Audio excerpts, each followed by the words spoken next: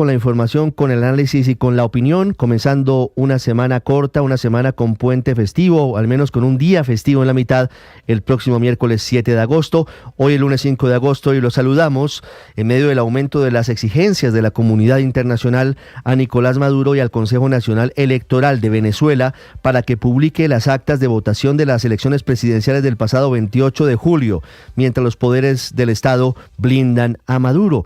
Venezuela cumple una semana en la incertidumbre y la crisis política por las denuncias de fraude en las elecciones presidenciales. 8 días después, no se ha presentado un solo documento, una sola acta que demuestre que Nicolás Maduro ganó las presidenciales, como lo dijo el Consejo Nacional Electoral de ese país. Hoy se cumple el plazo para que el CNE, precisamente, le entregue al Tribunal Supremo de Justicia la totalidad de las actas de las elecciones del pasado domingo 28 de julio. A pesar del miedo y de la represión, miles de personas salieron a las calles de Venezuela, Colombia, España, Argentina y Estados Unidos en apoyo a María Corina Machado, la líder opositora que reapareció públicamente en medio de amenazas de orden de captura en su contra. Quien no apareció en la marcha, pero sí publicó en sus redes sociales algunos videos y algunos mensajes, fue el virtual presidente de Venezuela, según la oposición, Edmundo González Urrutia, quien agradeció a los gobiernos que han reconocido su victoria. Ya lo hicieron oficialmente Estados Unidos, Argentina, también Uruguay, Ecuador, Perú, Panamá y Costa Rica. Y mientras en Venezuela arrecia la represión, se están moviendo muchas fichas en el tablero diplomático y geopolítico en América Latina. Colombia, Brasil y México siguen intentando contrarreloj algún tipo de solución negociada a la crisis que vive el vecino país en medio de pocas probabilidades de éxito. Se han dado una semana que vence el próximo viernes para determinar si continúan o no adelante con esas gestiones y si abandonan o no un eventual respaldo al triunfo de Nicolás Maduro. Un juego diplomático que hoy tiene un nuevo desarrollo, una nueva ficha, y es la visita del presidente de Brasil, Luis Ignacio Lula da Silva, a Chile. Está en compañía del presidente Gabriel Boric, intentando convencerlo para que respalde las iniciativas que vienen adelantando estos países. Entre ellas, una que denuncia el expresidente Iván Duque, al menos es su afirmación, según la cual estos países estarían apoyando una propuesta para que se repitan las elecciones en Venezuela. Dice Duque que se harían en diciembre de este año, que buscarían calmar las protestas en las calles y que en cualquier caso deberían ser rechazadas por parte de la comunidad internacional. El mundo sigue pendiente de la represión. Nicolás Maduro ha dicho en las últimas horas que se necesitan vetos y restricciones a TikTok e Instagram, a las que Maduro acusó de ser multiplicadoras de odio y de fascismo. Vamos a hablar también en segundos de lo que está ocurriendo en las bolsas del mundo, que están teniendo una sacudida muy fuerte. La bolsa de valores de Tokio ha sufrido la segunda peor caída en su historia, mientras que hay un efecto contagio que ya llega a Europa con la expectativa de lo que ocurra en la bolsa de Nueva York. Todo ello por cuenta de los resultados económicos de Estados Unidos divulgados el viernes y que hacen prever una posible recesión en la economía más importante del mundo. Vamos a hablar en Colombia también de economía, del aumento del precio de la gasolina. Este fin de semana el gobierno decretó un aumento de, escuche usted, 79 pesos en el galón de gasolina y de 97 pesos en el galón de diésel. En Bogotá, el galón de gasolina quedó en 15.986 pesos en promedio, en Medellín en 15.910 pesos, en Cali 15.995 y en Villavicencio 16.085 pesos. Voy a hablarles en minutos del escándalo de corrupción de la Unidad de Gestión de Riesgo y del curioso nombramiento del gobierno del presidente Petro de una ex vicepresidenta de la FIDU Previsora, compañera sentimental de un asesor de la Casa de Nariño, como notaria en Bogotá.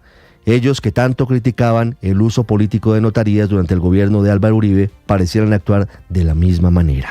No ha podido controlarse el incendio forestal en zona rural del municipio de Villa de Leyva, en Boyacá. Vamos en segundos a ese bellísimo municipio en el centro del país. Más de 100 hectáreas de bosques arrasadas por cuenta de las llamas. Y vamos a hablarles de la tomadura de pelo permanente del ELN, que decidió no prorrogar el cese del fuego y que le exige al gobierno del presidente Gustavo Petro para seguir con esa suspensión de operaciones delictivas, que lo retire de la lista de grupos armados organizados. Es decir, los grupos sobre los cuales las fuerzas militares concentran y especifican sus ataques y la búsqueda de las capturas de los principales delincuentes. En el mundo, renunció y abandonó el país la primera ministra de Bangladesh, Sheikh Hasina, mientras también hay gran expectativa por lo que ocurra en Oriente Medio y la inminente respuesta de Irán ante Israel por el asesinato del principal líder de Hamas. Y en deportes, día 10 de los Olímpicos, Colombia sigue con la esperanza de obtener medallas en segundos. Vamos a hablar de lo que hasta ahora es el balance de la delegación colombiana en los Juegos de París. 6 minutos, muchas gracias por estar con nosotros. Como siempre es un gusto acompañarlos. Vamos a continuación con lo más importante en el resumen, en Voces y Sonidos, en Mañanas Blue. Los temores a una recesión en Estados Unidos después de la subida del desempleo del pasado viernes, así como la debilidad de la economía china, han provocado la segunda mayor caída de la bolsa japonesa en toda su historia. El parqué japonés ha dejado al cierre un 12,4% de su valor.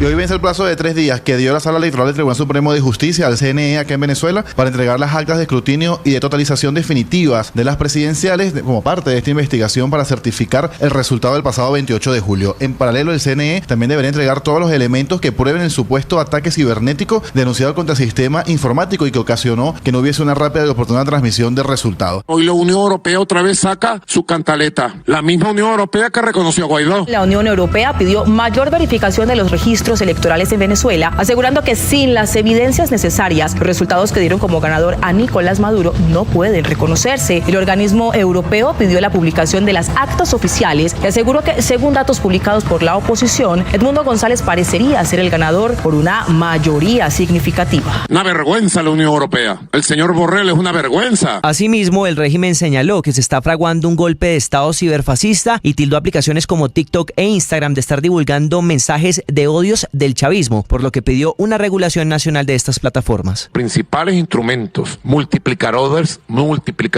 conscientes del odio y el fascismo y el intento de dividir entre los venezolanos y de crear fanáticos fascistas que atacaran a la policía, a los militares o al pueblo chavista en sus comunidades es TikTok e Instagram, y así lo denuncio. Maduro también se refirió a las miles de personas capturadas en su gobierno tras las manifestaciones de los últimos días. Afirma que no habrá perdón. Con la capacidad de respuesta, de reacción de la Unión Cívico-Militar Policial, resolvimos con la Constitución y en paz el brote fascista. Tenemos 2.000 presos capturados y de ahí van para Tocorón y para Tocuyito. Máximo castigo.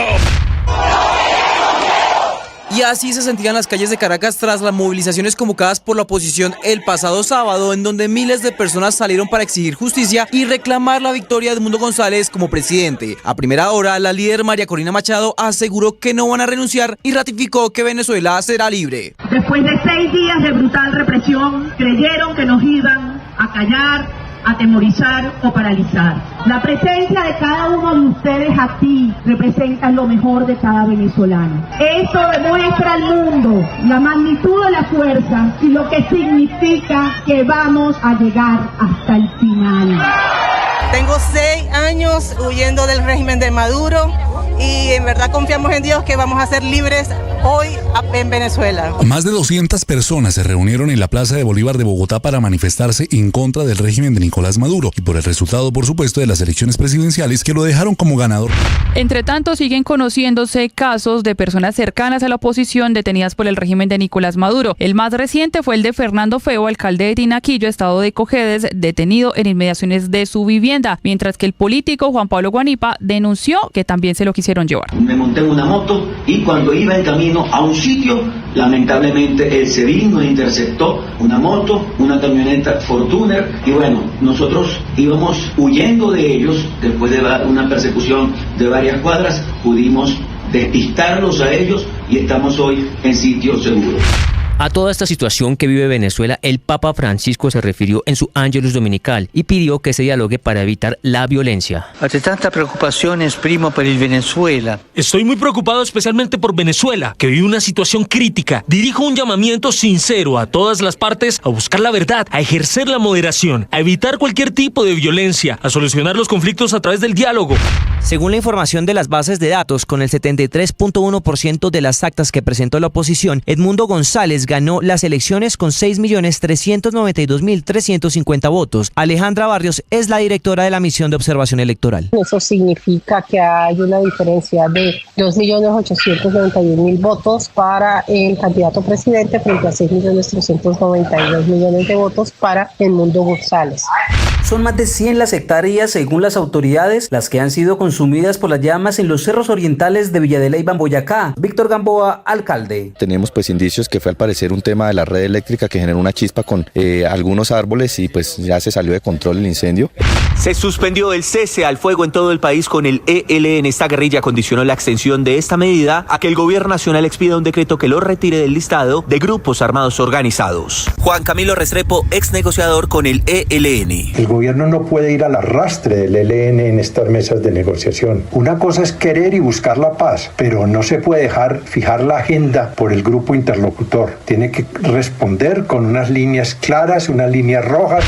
De ahora en Colombia es más caro tanquear el vehículo por el nuevo aumento en los precios del combustible. El galón de la gasolina corriente subió 79 pesos y 97 pesos subió el galón de ACPM. En total y en promedio queda en 15.568 pesos el galón de gasolina corriente y el ACPM en 9.456 pesos.